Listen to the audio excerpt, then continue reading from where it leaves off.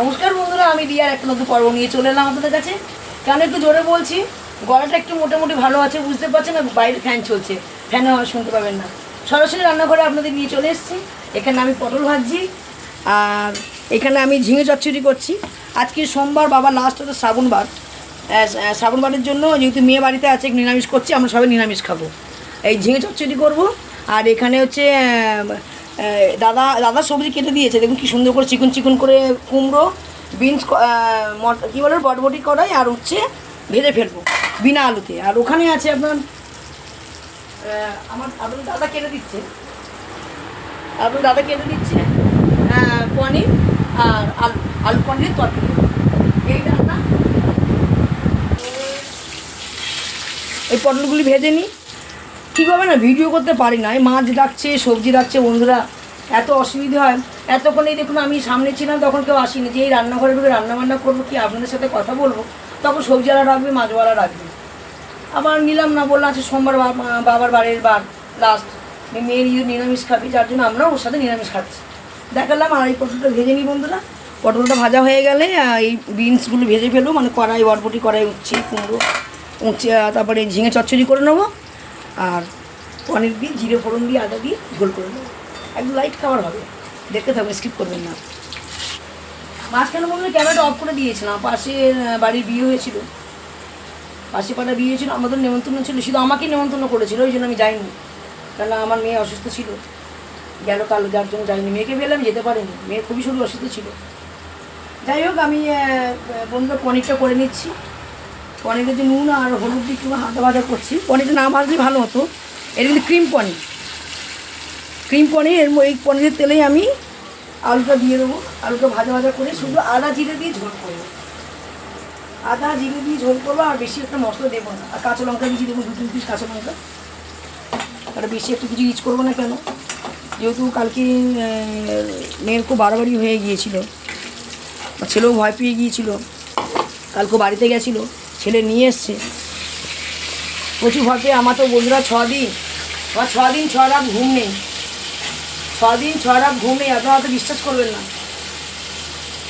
সন্তান যদি অসুস্থ থাকে আর ঘুমাতে পারে।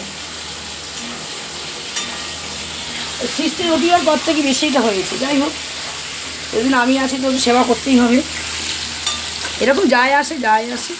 তার ওর জন্যই এরকম রান্নাবান্না করছি বন্ধুরা।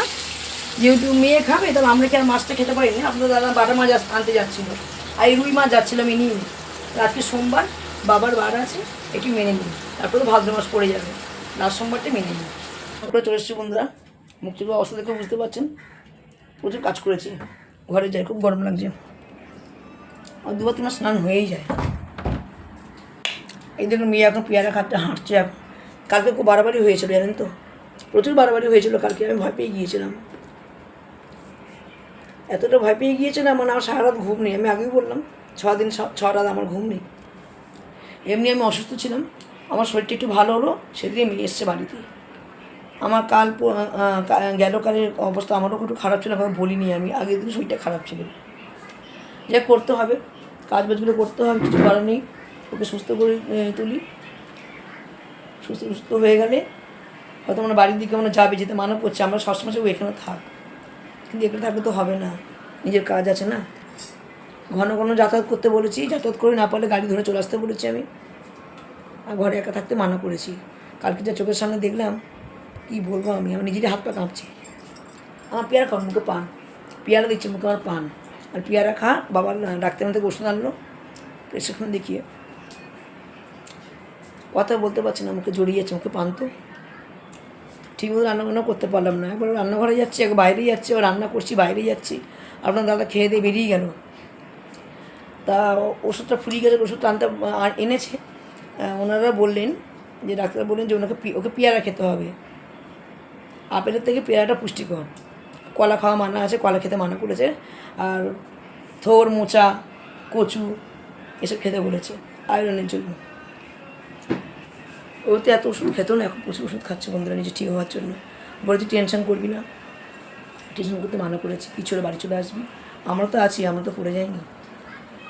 এক বন্ধু সেরকম রান্নাবান্না করতে পারলাম না, একটু শুয়ে পড়ি, শরীর খুব ঘুম পাচ্ছে। মানুষের একদিন না ঘুমালে কেমন অবস্থা, আমার 6 দিন 6 রাত জায়গা। খুব ঘুম পেয়েছে বন্ধুরা, ঘুমাতে পারছি না। ছেলে মেয়ে পেছনে বসে আছে, ফোন ঠিকঠাক করছে। মেয়েও তো ফেসবুক করে, ইউটিউব করে, ছেলেও চ্যানেলটা ঠিক করে দিচ্ছে। লাইট জ্বালানো আছে বলে শুতে পারছি না, চোখে অজস্র ঘুম। কী করবে কী জানি। মেয়ে ফোন অনেক কিছু জানে না, ছেলে সব সেট আপ করে দিচ্ছে। ফেসবুকও করে, ইউটিউবও করে।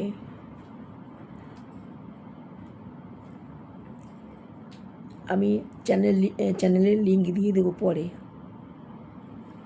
খুব ভালো মেয়ে ভিডিও দিচ্ছে। এর আগে টিকটক দিতে মেয়ে, ঠিক মতো যদি করতে এতদিন অনেক দূরে এগিয়ে যেতে পারতো। মাঝপথে ছেড়ে দিয়েছে, আর টিকটক করতে পারলো না, টিকটক তো উঠে গেল। আমি ভাবতাম একটা মেয়ের মতো ভিডিও দেবো, তখন দিতে পারতাম না। আর এখন ফেসবুক চলে এসছে, রোজ তো ফেসবুক আপডেট দিচ্ছি, ইউটিউব দিচ্ছি, ইউটিউব কর। আমি বলেছি ঘরে বসে ইউটিউব কর, এত শরীর খারাপ নিয়ে বাইরে বেরোস না, একটু মনটা খারাপ আছে। ছেলে মেয়ে যদি শরীর খারাপ হয়ে যায় কিছু ভালো লাগে? কিচ্ছু ভালো লাগে না। এই তো কাজের বাজার, তাই না বন্ধুরা? তাই ঘুমাতে এসে দেখি পেছনে লাইট জ্বালিয়ে ওরা দুই ভাই বোন ফোন ঠিক করছে, মানে মেয়ের চ্যানেলগুলোকে ঠিক করে দিচ্ছে আমার ছেলে। কখন বলতে কখন বাড়ি চলে যায়, দুটো দিন আটকে দিয়েছে, থাক যাস না, শরীর ঠিক কর। আমার সিনেমার বাড়ি চলে আসবো, এখন তো 2-3 দিন যেতে দেবো না, এখানে থাক। যে ঘুমাতে পারছে না বন্ধুরা,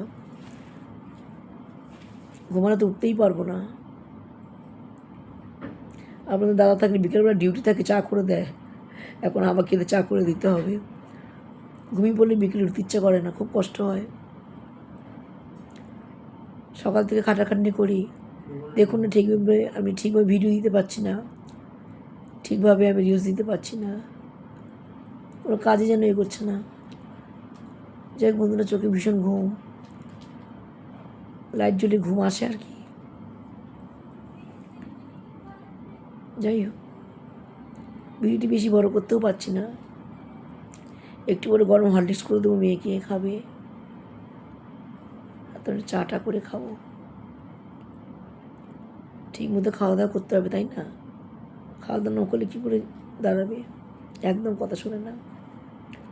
আর বন্ধুরা বেশি আমি ওদের বাড়ি যেতেও পারি না, কারণ আমাদের একটু গাড়িটা খারাপ আছে, মানে স্কুটিটা খারাপ আছে, দোকানে আছে, কত গাড়ি ভাড়া করে যাব, আর রাস্তা একটু এলোমেলো আছে, তো বোঝেন তো। গাড়ি স্কুটি থাকে ভিতর দিয়ে গেলে তাড়াতাড়ি হয়ে যায়, মেয়ের বাড়ি গেলে কিছু পাঠালাম, যাওয়াটা বন্ধ হয়ে গেছে। গাড়িটা অনেকদিন ধরেই খারাপ আছে।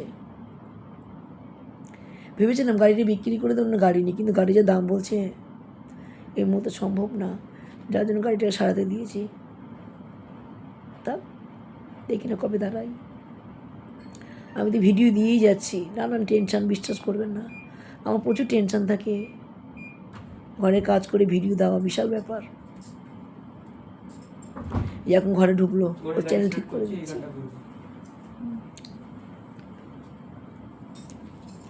বন্ধুরা ভিডিওটি বেশি বড় করবো না, আমি এখানে শেষ করে দিচ্ছি। যদি ভিডিওটি ভালো লেগে থাকে লাইক শেয়ার কমেন্ট করতে ভুলবেন না। চ্যানেলটা অবশ্যই সাবস্ক্রাইব করে রেখে দেবেন নতুন ভিডিও পাওয়ার জন্য। আবার আগামীকাল দেখা হবে আপনাদের সাথে। আজকের মতো টাটা।